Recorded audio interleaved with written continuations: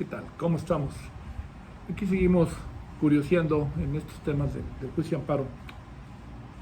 Ahora tengo la intención de comentar si fue en realidad la reforma de la ley de amparo y del juicio de amparo del 2011 fue en realidad una reforma que hiciera del juicio de amparo un juicio efectivo, rápido, sencillo.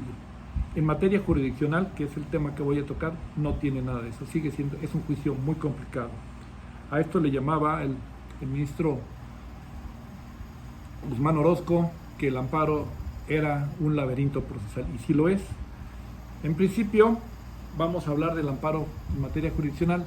Sabemos que el juicio de amparo no es un instrumento homogéneo, son varios instrumentos procesales que se unen en la ley de amparo, pero no todos son iguales. Cada quien tiene su camino y tiene su forma de resolver determinados temas. Tenemos el amparo contra el habeas corpus, que le llaman, es el amparo por presentación o por incomunicación, que es un amparo que se presenta contra actos que afecten a la libertad personal fuera del procedimiento judicial. Ese es uno. También tenemos el amparo contra leyes, que ahí cambiamos y vamos contra los congresos, en el cual se pueden analizar la legalidad, la constitucionalidad de las leyes emanadas de los órganos representativos. También tenemos en este contexto el amparo que le llamaban nulidad, que era contra autoridades administrativas, que ya tiende a desaparecer toda vez que los tribunales administrativos o contenciosos ya dan la oportunidad de agotar un recurso.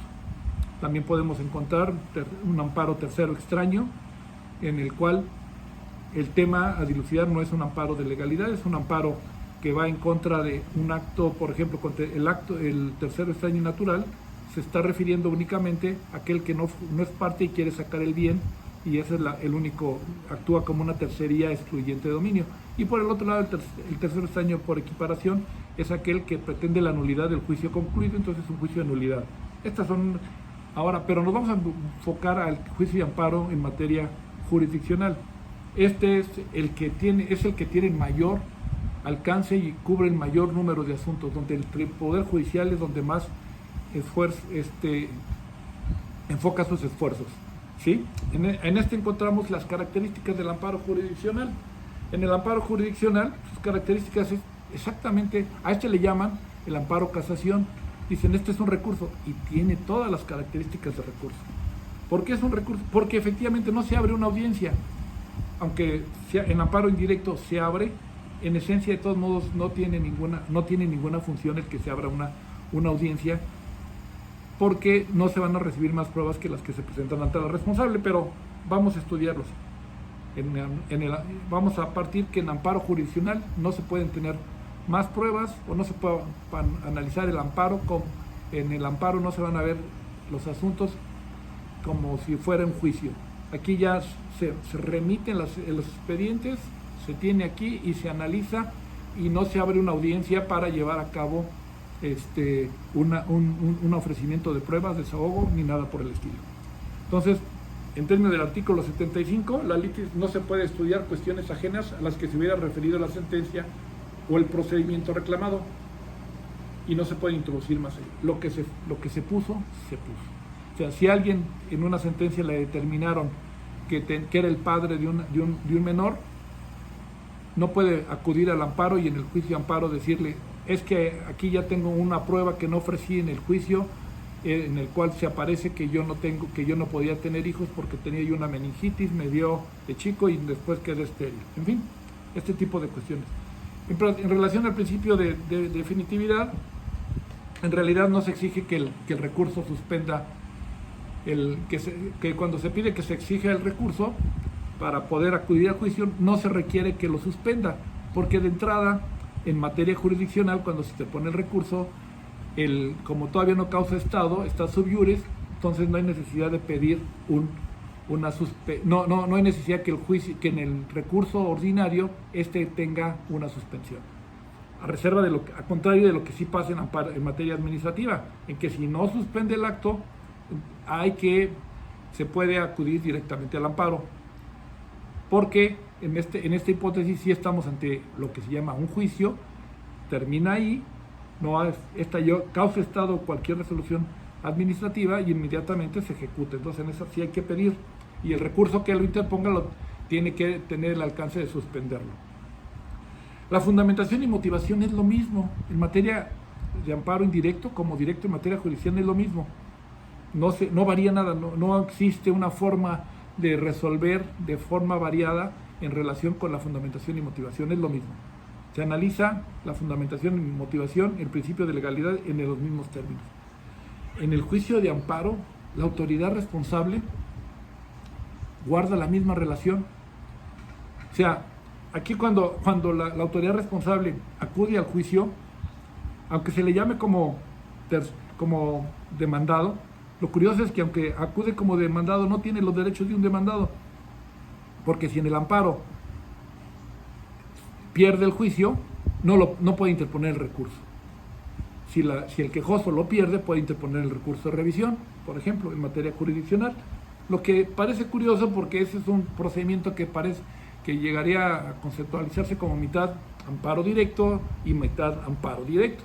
Si la autoridad responsable pierde, es amparo, se convierte en un amparo de una sola instancia porque no lo puede impugnar. Si lo pierde el quejoso, se hacen dos instancias. Entonces aquí tenemos que esto, decía el maestro Fixamudio, dice, esto es una división artificial, es algo muy confuso.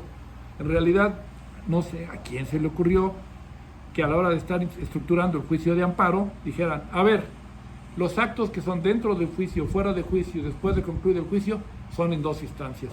Y los que son las sentencias y resoluciones que ponen fin al juicio, todas estas son en una instancia. Esto en realidad no tiene ningún fundamento. Cuando les preguntan, ¿y por qué es así? Es que uno es en una instancia y otro es en dos instancias. Sí, pero ¿qué me va a beneficiar? ¿Qué beneficio hay en que sea en una o dos instancias? No la hay, no existe tal. Esto lo hace muy complicado. Se convierte en un laberinto para escoger cuándo es un acto dentro del juicio de imposible reparación, y se hace todo, es todo un margallate, dirían, para poder determinar esto, ¿sí?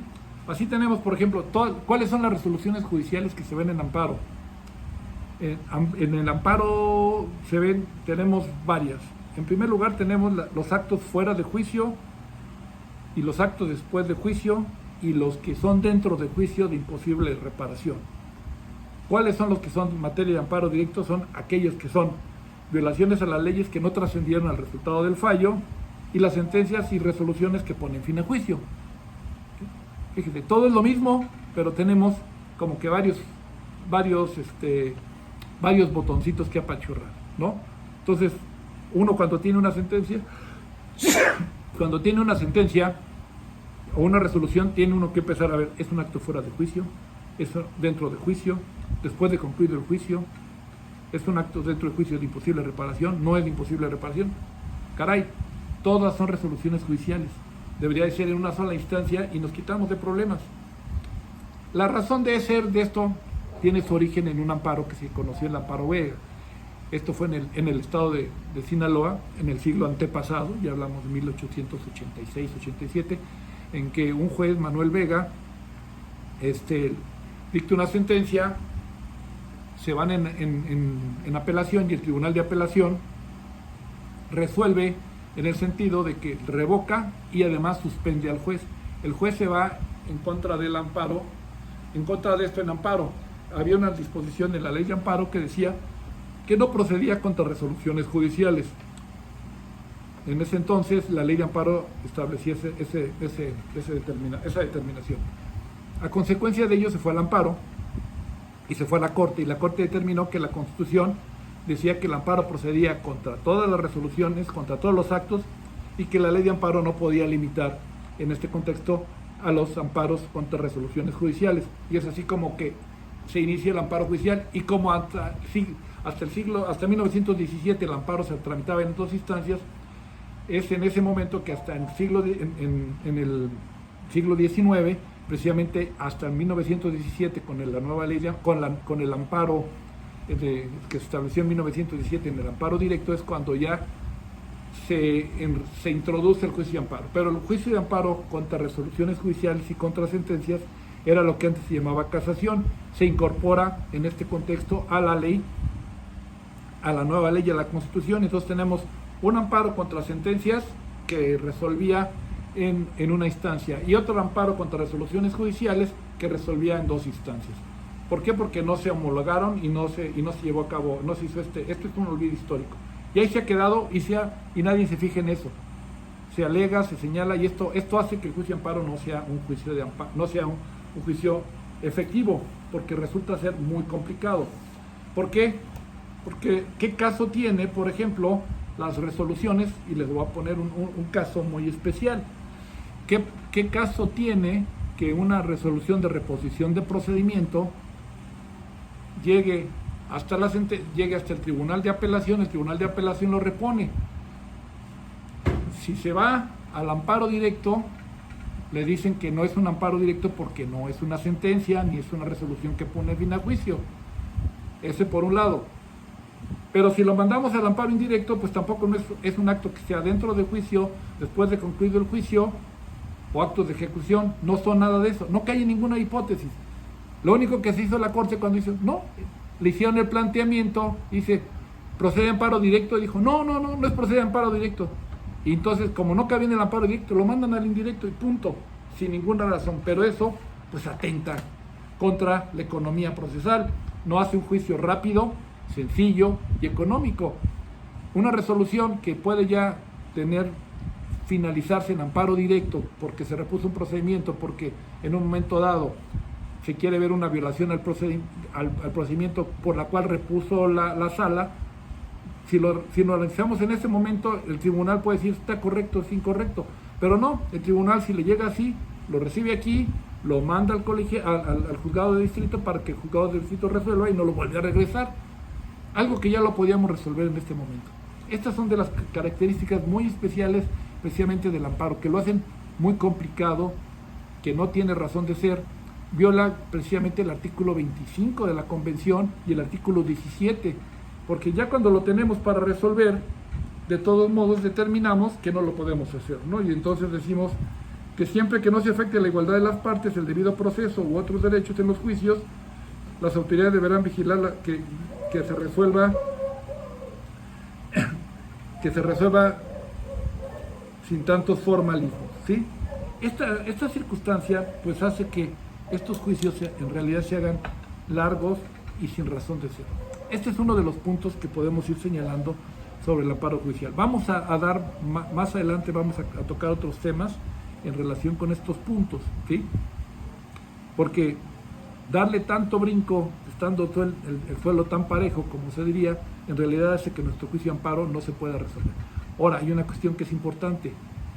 Dice, se requiere campo legal. ¿Se requerirá cambio legal para que yo pueda modificar esto si yo advierto que el juicio de amparo no cumple con estos principios? Este es un tema que vamos a platicar en el próximo video. Muchas gracias.